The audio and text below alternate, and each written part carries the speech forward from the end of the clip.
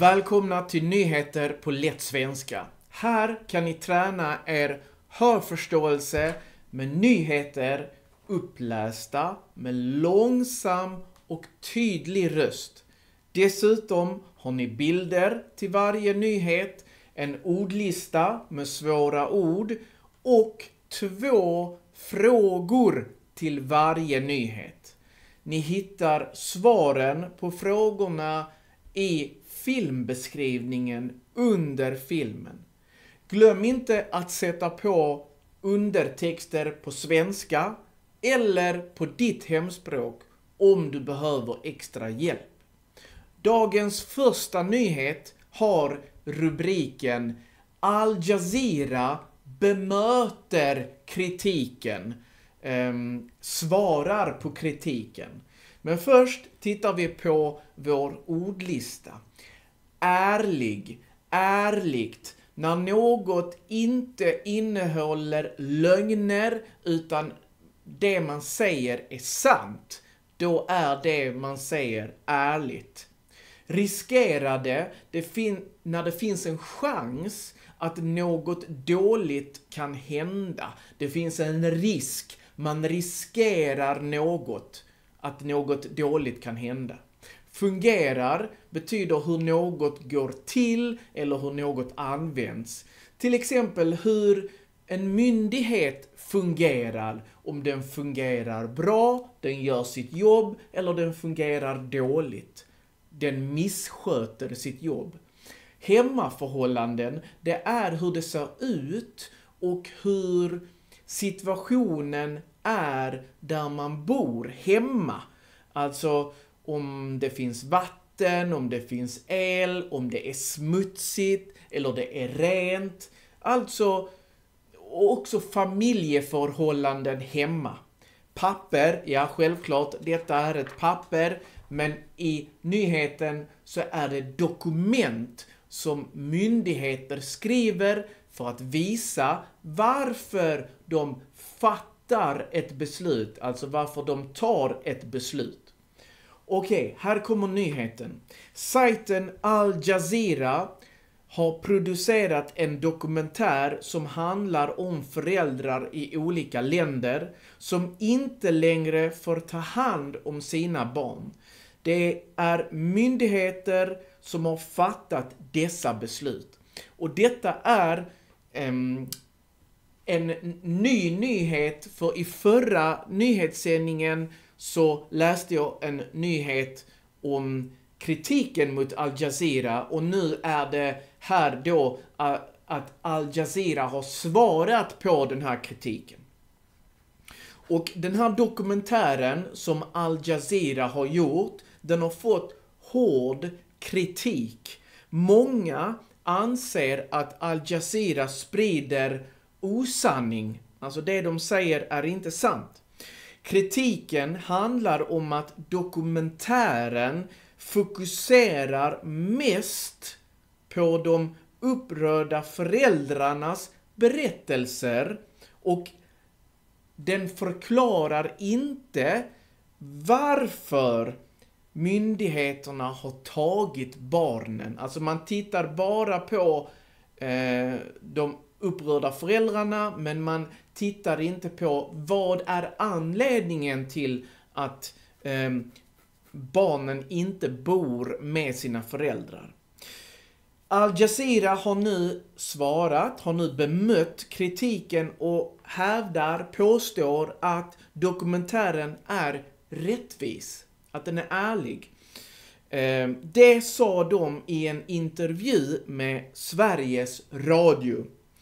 Enligt Al Jazeera finns det experter i dokumentären som förklarar hur myndigheterna arbetar. Och här är det då socialtjänsten som är en myndighet i Sverige.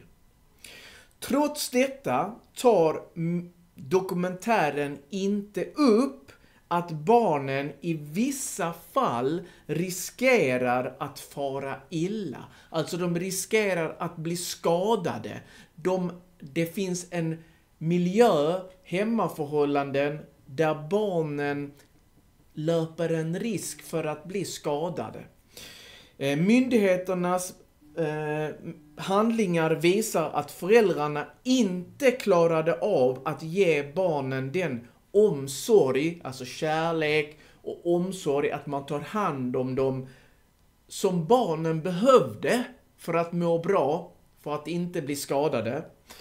I Sverige måste barnen gå i skolan, men i en familj som tas upp i dokumentären gick barnen inte i skolan, och dessutom visade domstolsbeslutet att barnen hade en mycket svår hemmamiljö där det ibland saknades både vatten och el, och det fanns risk för att barnen blev skadade, föräldrarna mådde inte bra, och det var några av de skälen till att domstolen beslutade att barnen inte kunde stanna hos sina föräldrar, eftersom riskerna att de skulle bli skadade var så höga.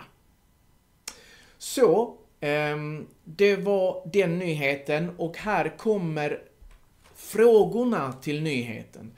Så första frågan, vad säger Al Jazeera om dokumentären nu efter kritiken? Hur svarar de på kritiken? Nummer 2, vad visar vad visar dokumenten från socialtjänsten om en familj i dokumentären? Ni hittar rätt svar under filmen. Vi går vidare till vår andra nyhet som har rubriken Barn måste kanske ha fotboja. Och ni ser på bilden här en fotboja som är fäst. Det är ett band, elektriskt band runt foten som visar var en person är. Som en GPS kan man säga. Myndigheter, det kommer vi ofta, det är organisationer som jobbar för staten och hjälper människor. Som till exempel socialtjänsten, Försäkringskassan, Arbetsförmedlingen. Ett straff, det är en påföljd eller en konsekvens för något fel man har gjort. Man får ett straff. Skydda betyder att hjälpa någon att inte hamna i fara, i farliga situationer. Föräldrar, det är ju mamma eller pappa till ett barn. Och ett beslut, det är när man bestämmer något efter att man har tänkt igenom det. Då tar man ett beslut, eller man fattar ett beslut. Här kommer den andra nyheten. Det kan vara svårt för myndigheter att hjälpa barn som riskerar att begå brott. Många familjer tackar nej till stöd från socialtjänsten och andra myndigheter. Trots att de kan hjälpa barnen. Om barnen inte har begått allvarliga brott går det inte att tvinga familjen att ta emot hjälp. Regeringen vill nu ändra på detta. En grupp experter har nu presenterat förslag på hur det kan göras. Ett av förslagen är att föräldrar kan få böter om de vägrar, alltså om de säger nej, vi vill inte ha hjälp. Om de vägrar att ta emot hjälp från myndigheter. Ett annat förslag är att barn som är minst 15 år kan få fotboja. Fotbojan skulle användas för att kontrollera att barnen följer myndigheternas beslut. Som att stanna hemma på kvällarna till exempel. Anna Tengberg, som har lett arbetet med förslagen, säger att fotboja inte ska ses som ett straff utan som ett sätt att skydda barnen. Det är ännu inte bestämt om förslaget ska bli lag. Regeringen ska nu granska förslagen. Granska, det betyder undersöka och se om de är bra. Det är uppenbart att vi behöver göra mer när så många som 40% av dessa föräldrar säger nej till hjälpen, säger minister Camilla Waltersson Grönvall. Och det är viktigt här att det handlar om barn som begår brott redan i tidig ålder och där myndigheter vill hjälpa familjen, de vill hjälpa barnen, men mamma och pappa säger nej, vi vill inte ha er hjälp. Och då är då förslagen att föräldrar som säger nej, de kan få böter och också att de ska använda fotboja på de här unga barnen. Så, vad är då frågorna? Nummer 3, nästan det jag sa precis. Vilka 2 förslag har regeringen lagt fram? Okej? Och nummer 4, varför säger experterna att fotbojan inte är ett straff? Varför säger de det? Okej, vi går vidare till sista nyheten. Men innan det har jag en glad nyhet. Och det är att min studieplanerare äntligen är klar. Den går att köpa för 119 kronor. Man laddar ner den som ett pdf och man kan skriva direkt i datorn eller skriva ut den på skrivare. Och den har en massa grammatikregler och grammatikövningar så att ni kan träna på grammatiken. Den har mina bästa studieteknikstips. Den har 21 skrivuppgifter som ni kan träna och skriva hemma. Den har textmallar och exempeltexter till 8 av de vanligaste texterna som vi tränar på SFI och grund. Plus en massa andra viktiga resurser för din språkutveckling i svenska. Vi går vidare till, och ni hittar studieplaneraren här uppe på kortet, längst uppe eller också i länken under filmen. Vi går vidare till vår sista nyhet som har rubriken Vuxna sover sämre.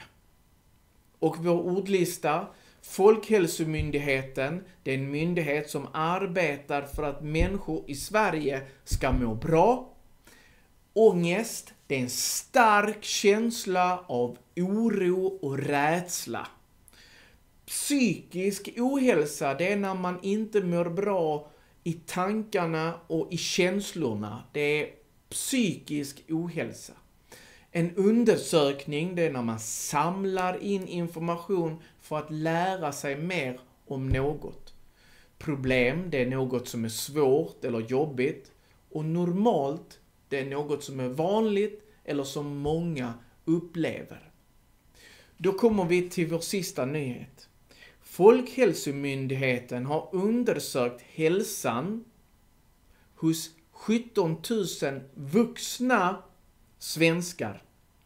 Många säger att de mår bra, men nästan hälften säger att de har problem med sömnen.